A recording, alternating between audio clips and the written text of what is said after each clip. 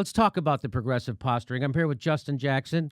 The thing is, here's what David Sirota, friend of the show, David Sirota says. The thing is, if 6 is that, I still like David Sirota. He's fighting hard on Twitter. And Twitter, he's great. He's great on Twitter. He says the thing is, if 6 out of 10 House Democrat, he must not be in my shadow because he doesn't bother me. I don't have a reaction to David Sirota. I don't have it's like so he must not be in my shadow. No. But I do have a reaction to other people, so they must be in my shadow. The thing is, if 6 out of 10 House Democrats draw a line in the sand and say they aren't voting for a COVID relief bill without a minimum wage hike in it, they become instant megastars.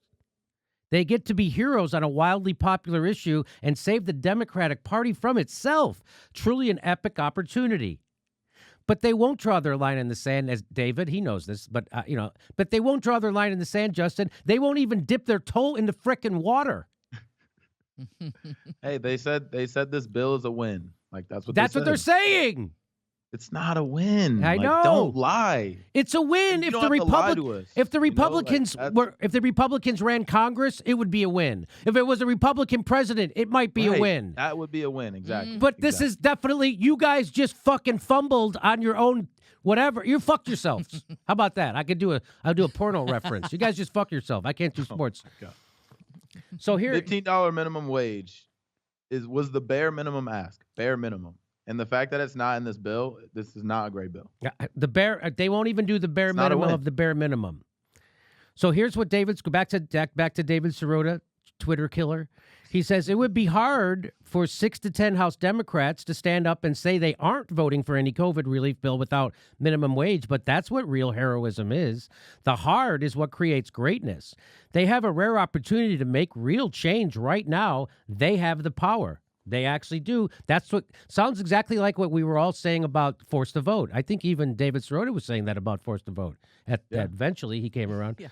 And CNN here's Ilhan Omar. Now this is about a 2-minute clip I'm going to play, and here let's just listen to her. Here she is, being asked about this. When you look at this. And this, specifically this agreement when it comes to reducing the cap on the relief checks, do you see this as Joe Biden abandoning progressives? I see it as a really disappointing development.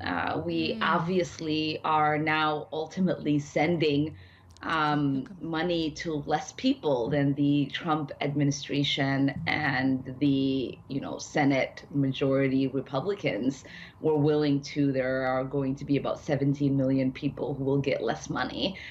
This is not the promise that we made. This is not why we are given the opportunity to be in the majority in the Senate and have the White House. And so ultimately it is, a failure when we compromise ourselves out of delivering on behalf of the American people and keeping our promises. I mean, that was a very long answer to say yes. That's what she wanted. Yes, it's a failure. That was all that was needed in that answer. Yes, we're literally dividing crumbs from the crumbs. But here she goes on to say even more. To be clear on what you're saying, that Trump wanted to deliver more in the way of checks for Americans than Biden. Yes. Yeah, so the last checks that we were able to send had given 17 million more people than we will ultimately do with the caps now.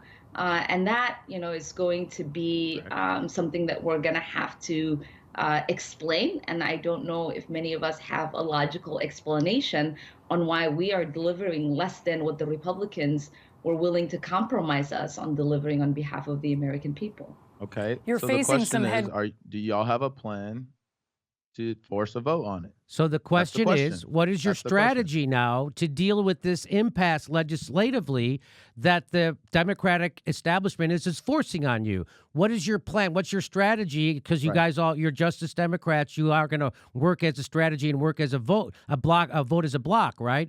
No, they're just not.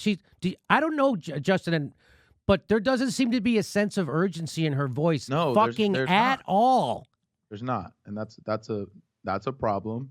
and they need to answer to why they know this is a must-pass bill, and you're telling me putting a $15 minimum wage isn't worth 3 or 4 extra days? Right? Like that's the question. Because people have been waiting. I saw a guy on Twitter was like, I've been homeless, like waiting for this check so I can put it in my bank account and actually sign a lease for like my disabled mom and me. I'm like, there's people out there like that have been waiting for this immediate check for 2-3 months. You telling me 3 extra days to get millions of people double their wage, and they call lift out of poverty. It's not worth 2 or 3 or 4 extra days to make them relitigate and renegotiate all this. They're not willing to do that. And then when she goes on, and she has absolute. I mean, if you could show her, Mike, show the. She doesn't seem upset. She doesn't see her hair's not on fire. She doesn't feel the pain of the people who don't have relief right now. It's none of it. She acts like it's just like another day. It's another bill. And I don't know how we're going to explain this. This is certainly bad. Well, how are you going to explain that you don't have a plan? You never had a plan. You never talked to anybody to get a plan. And you didn't flex the leverage that you obviously and actually do have. That's what you have to explain. Not that the Democratic Party failed. That's for them to explain it. Why did you fail? Why did the Justice Democrats fail again? So much so that Cenk Uygur had to do a tear-filled fucking video. That's how bad it is. Cenk Uygur had to admit I was right. Well, of course he didn't, because that would take character. But everybody knows that's what that video was. And she's not upset. She's not upset. People are literally dying in the streets, and she doesn't seem to have any urgency, doesn't seem to give a shit. Now, she's technically for $15 minimum wage if she doesn't have to do anything to get it.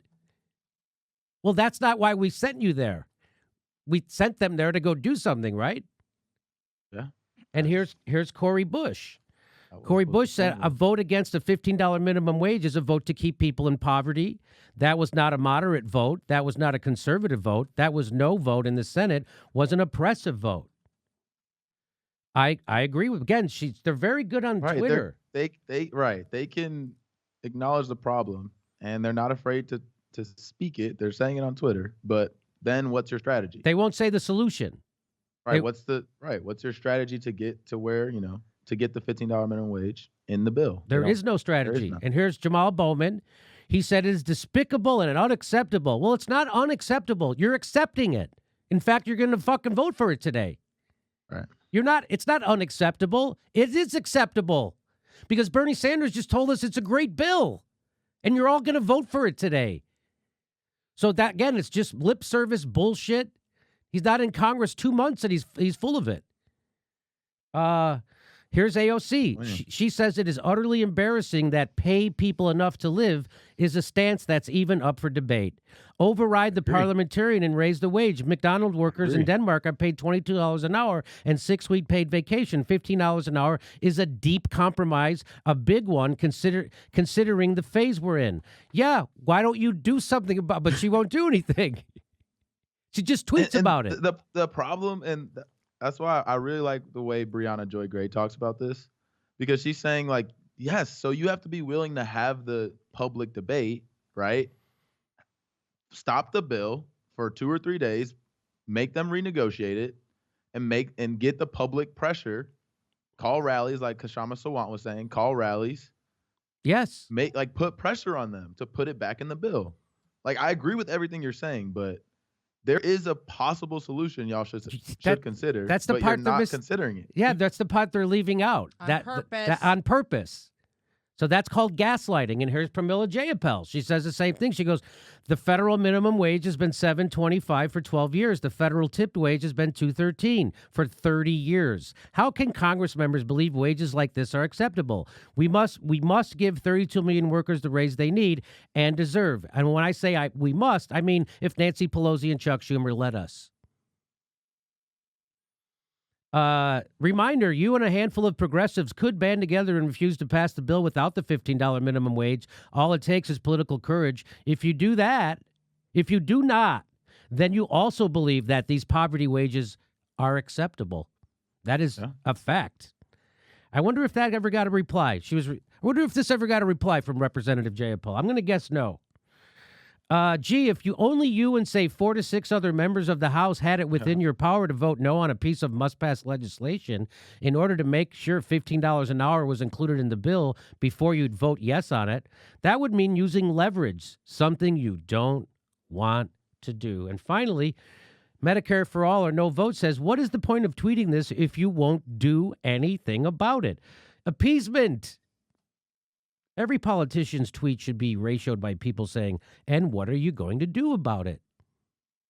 They wouldn't even withhold their votes for Pelosi as Speaker to get a floor vote on Medicare for All. They aren't going to fight to raise the minimum wage. These people tweet, they don't fight. $15 minimum wage was the demand 8 frickin' years ago. Now they want to phase it in by 2025 when it should be more like $20 at least. It's true that if you and 5 other progressives refuse to sign the bill without $15 an hour, it will have to go back to the Senate. If so, please take a stand for us. Thanks.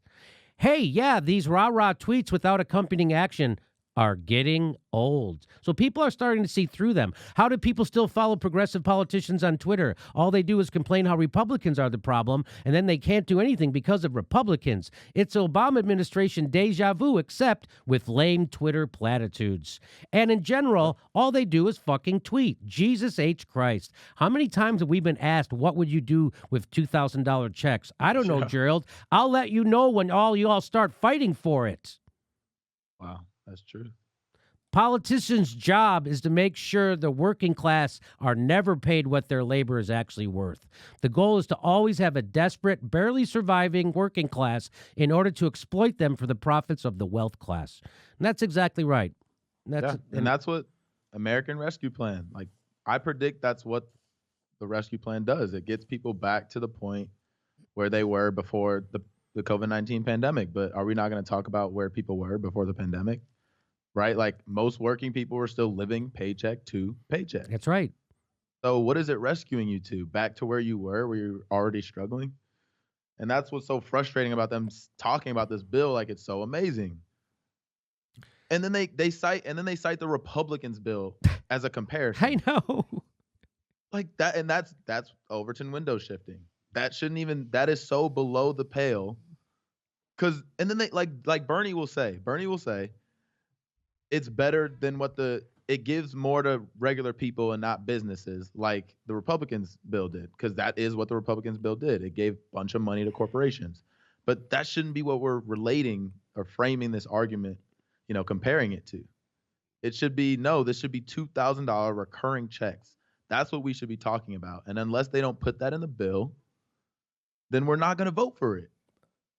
And a minimum wage. That's the strategy we need to have. And a minimum wage. I'm with you. And a minimum wage, and right. Are they talking about the Republican bill they're comparing it to, Justin? Is that the CARES Act that they're referring it to? That the first one they passed in March? That the House passed. Yeah, guess what? You can't just say it was the Republican bill either.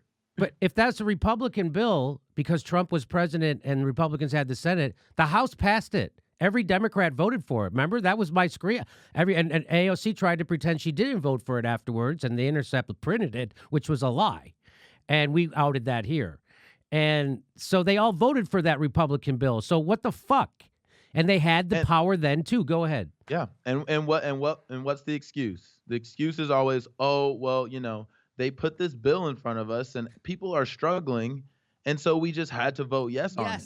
Yes. But no, that's your leverage, right? Mm-hmm. Trump needed that bill passed. All the Congress needed that bill passed because people were struggling. So you use that leverage for your side. And then what did they use as an excuse for this bill? Why they won't force the vote on this bill? Oh, well, it does things for unemployment. It does small things for people. Okay, we understand that, but it's not enough. So when are you going to come together and withhold your vote? It's the same excuse every time, and it's getting old. That's why people like Jank are coming out now and saying if they don't do it now, they're never going to do it. And he's right. Yes, you're right. We said that 2 or 3 months ago. You're saying it now. But we're all starting to see it, is what I'm trying to say. But he still won't pressure them. Anymore. But if you notice, the people who are even saying that now, like Cenk Uygur and TYT, are saying that you guys have to do something. He still won't he's not employing a mechanism to keep them accountable, because that's what I was telling people. What is our mechanism to hold our progressive politicians who we all helped get elected? How do we hold them accountable? Nobody has an idea, and I have an idea. You tell them, I'm going to tell people to stop donating to you. That's my mechanism.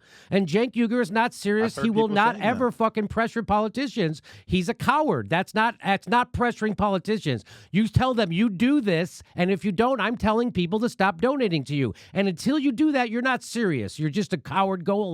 Again, still running interference for them. If you don't hold them accountable, you're not holding them accountable. I don't know how else to say it. Right? Isn't that how you hold them accountable? You say, I'm going to tell people not to vote for you. There has to be a consequence. And there's no consequence. If there's not a consequence, then just the excuse for why the CARES Act was so bad is going to be the excuse for why this bill is so bad, is going to be the excuse why the infrastructure bill will be means tested or whatever, not big enough, doesn't meet the moment, doesn't meet the crisis. Like, it's going to be the same excuse for every single bill. We're not going to be advancing anywhere. And Justin, didn't AOC say to you directly on Twitter, she said the reason why we're not going to force the vote now is so we can do things like fight for a $15 minimum wage later that can pass, right? Remember she said that to you. Yeah. And that's just not the case. That was a lie. Minimum that was wage is, if it's not in this bill, I don't know if we're going to get it. So that was just a distraction. When she did that to you, that was just a distraction. And it also didn't make sense because right. It had already passed. We're not talking about the minimum wage. We're talking about Medicare for all or the Green New Deal. Like, do it for something, some big ticket thing that we can get onto the platform. Like, actually, they're not going to bring Medicare for all up for a vote. And if we want to advance the cause for Medicare for all, having a public vote, just like for the impeachment, having a public vote could help push it forward. That's right. But you didn't want to do that. No. And so I have to try to detach from it, because if I stay connected to it too much, it will upset me, especially when I get in the car and I see people under bridges and at every corner asking me for money. Yeah, in L.A. In Los Angeles. That's how it is. I know. I'm from Chicago, just like you. So when I first got out to L.A., I thought it was going to be like the movies, like how it looks. And then when I was in downtown LA, I'm like, holy, like I did a thing at the Mission, which is like the homeless mission. Yes. And on Skid Row. That was an unbelievable experience for me. Like, just understanding what they have to deal with, what these people, and a lot of people in LA just can't afford the housing. Like, I asked the lady, I was like, how many of these people have jobs? And she was like, 40% of the people that come to this homeless mission have jobs. So it's not like they're not working. They just can't afford it. And they're living out of their car or something. They can't afford to rent a place. So just the fact that they see all that and then they're selling this bill as some amazing thing when it's not going to do anything for that. Like, it's hard to see that stuff. And so it does upset you. Like, I feel you on that. And I see it every time I'm in Los Angeles. And it's like, come on, like, what are we doing here? And then you see Ilhan Omar talking about it with a smile on her face. No urgency. No urgency. No urgency to help people. Couldn't give a shit. And that $15 minimum wage was the bare minimum. Ask. And you got Bernie telling everybody it's a great bill. We got to get behind it. You guys should be happy, you fucking plebes. Hey, everybody, this is the part where I tell you where all our live shows are, but there aren't any. And then this is why I tell you to join our premium program and get extra content, but nobody's got a fucking job. So just enjoy the video.